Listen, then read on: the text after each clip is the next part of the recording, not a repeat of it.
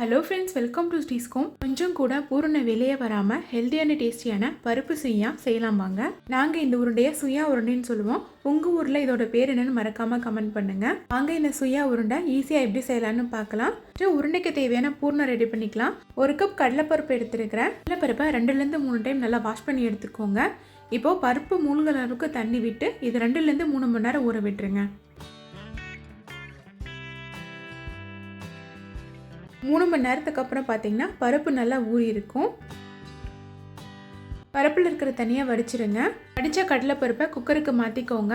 எந்த கப்பில் 1 கப் கடலைப்பருப்பு எடுத்தோமோ அதே கப்பில் 1.5-2 கப் தண்ணி சேர்த்துக்கோங்க. பருப்பு நல்லா ஊறி இருந்தால் 1.5 கப் தண்ணி கரெக்டாக இருக்கும். குக்கரை மூடி பருப்பை 4-5 விசில் வேக விட்டுருங்க. நான் 5 விசில் விட்டேங்க. இப்போ ஓப்பன் பண்ணி பார்த்துடலாம். பாருங்க, பருப்பு சூப்பராக வெந்து வந்திருக்கு. பருப்பு 3 மணி நேரம் நல்லா ஊறி இருந்தால் 1.5 கப் தண்ணி கரெக்டாக இருக்கும்.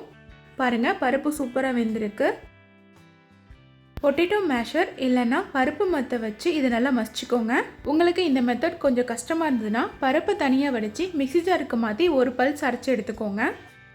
பாருங்கள், இந்த அளவுக்கு நல்லா மசிச்சுக்கோங்க. இப்போ ஸ்டவ் ஆன் பண்ணி அடுப்பை மீடியம் ஃப்ளேமில் வச்சுக்கோங்க. இப்போ இந்த பருப்பு கூட எந்த கப்பால் 1 கப் கடலைப்பருப்பு எடுத்தோமோ அதே கப்பால் 1 கப் துருவின வெல்லம் சேர்த்துக்கோங்க. கூடவே வாசனைக்காக ஏலக்காய் தூள் சேர்த்துக்கோங்க. நீங்கள் வெல்லத்துக்கு பதிலாக நாட்டு சக்கரை கூட சேர்த்துக்கலாம். வெல்லத்தில் செஞ்சிங்கன்னா தான் நல்லா டேஸ்ட்டாக இருக்கும். கொஞ்ச நேரத்திலேயே தண்ணி எல்லாம் இறுகி இந்த பதத்துக்கு வரும்.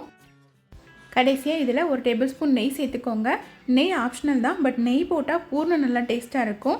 நெய் சேர்த்துனதுக்கப்புறம் நெய் பருப்போடு ஒன்றாகிற மாதிரி நல்லா கலந்து விட்டுட்டு ஸ்டவ் ஆஃப் பண்ணி பூர்ணத்தை நல்லா ஆற விட்டுருங்க. பூர்ண ஆரத்துக்குள்ளார மைதா கோட்டிங் ரெடி பண்ணிடலாம். ஒரு அகலமான பாத்திரத்தில் 1 கப் மைதா மாவு சேர்த்துக்கோங்க. 2 டேபிள் ஸ்பூன் அரிசி மாவு சேர்த்துக்கோங்க. மாவுக்கு தேவையான அளவுக்கு உப்பு சேர்த்துட்டு இது நல்லா கலந்து விட்டுக்கோங்க. தேவையான அளவுக்கு தண்ணி விட்டு மாவை பஜ்ஜி மாவு பதத்துக்கு கரைச்சிக்கோங்க.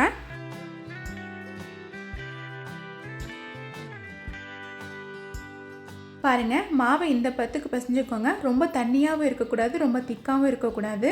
பூரணத்தை கோட் பண்ணுறதுக்கான மாவு ரெடி ஆயிடுச்சு. பூர்ணமும் நல்லா அரையிருச்சு. தேவையான அளவுக்கு பருப்பை கையில் எடுத்து உருண்டை மாதிரி பிடிச்சிக்கோங்க. உங்களுக்கு விருப்பமான சைஸில் பிடிச்சிக்கோங்க. பாருங்கள், இந்த மாதிரி எந்தவித விரிசலும் இல்லாமல் பிடிச்சிக்கோங்க. பிடிச்ச உருண்டையை வேற ஒரு தட்டுக்கு மாற்றிக்கோங்க. இதே மாதிரி மீதி உள்ள மாவுலேயும் உருண்டை பிடிச்சு எடுத்துக்கோங்க.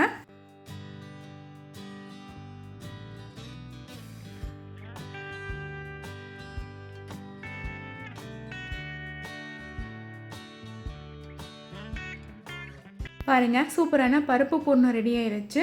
இப்போ ரெடி பண்ணி வச்சிருக்கிற மைதா மாவுக்குள்ள பிடிச்சு வச்சிருக்கிற உருண்டையை டிப் பண்ணி எடுத்துக்கோங்க.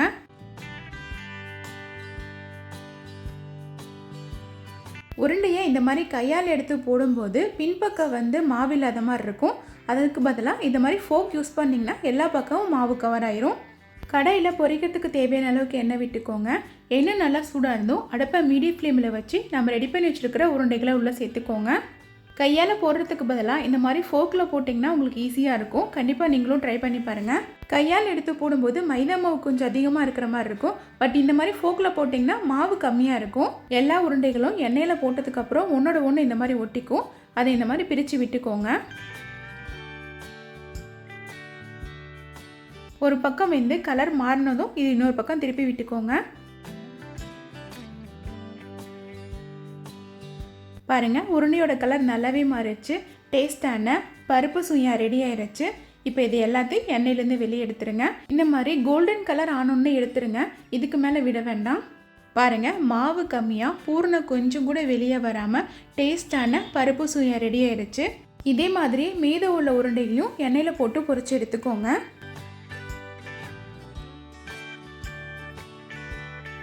எண்ணெய் நல்லா வடிஞ்சதுக்கு அப்புறமா பருப்பு சுய்யான வேற ஒரு தட்டுக்கு மாற்றிக்கோங்க.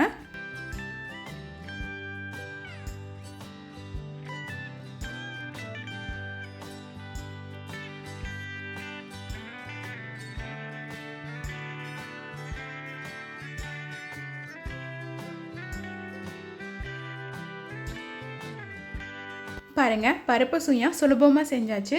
இந்த மெத்தடில் செஞ்சீங்கன்னா ஈஸியாக இருக்கும். நீங்கள் கையில் பண்ணிங்கன்னா கண்டிப்பாக மாவுலேருந்து பூர்ணம் தனியாக வந்திருக்கும். பட் ஃபோக்கில் பண்ணனால பாருங்கள், எந்த இடத்துலையுமே பூர்ணம் வெளியே வரல. மைதா மாவும் கம்மியாக இருக்குது. இப்போ ஒரு உருண்டையை ஓப்பன் பண்ணி காட்டுறேன் பாருங்கள். கொஞ்சம் கூட பூர்ண வெளியே வராமல் சூப்பரான பருப்பு சுயம் ரெடி ஆயிடுச்சு. கண்டிப்பாக நீங்களும் ட்ரை பண்ணி பார்த்துட்டு எப்படி வந்ததுன்னு மறக்காமல் கமெண்ட் பண்ணுங்கள். இதே மாதிரி நிறைய ரெசிபிஸ் தெரிஞ்சுக்க என்னோடய சேனலை சப்ஸ்கிரைப் பண்ணிக்கோங்க. ஒரு பெரிய ரெக்வஸ்ட், மறக்காமல் இந்த வீடியோவுக்கு ஒரு லைக் பண்ணுங்கள். தேங்க்யூ.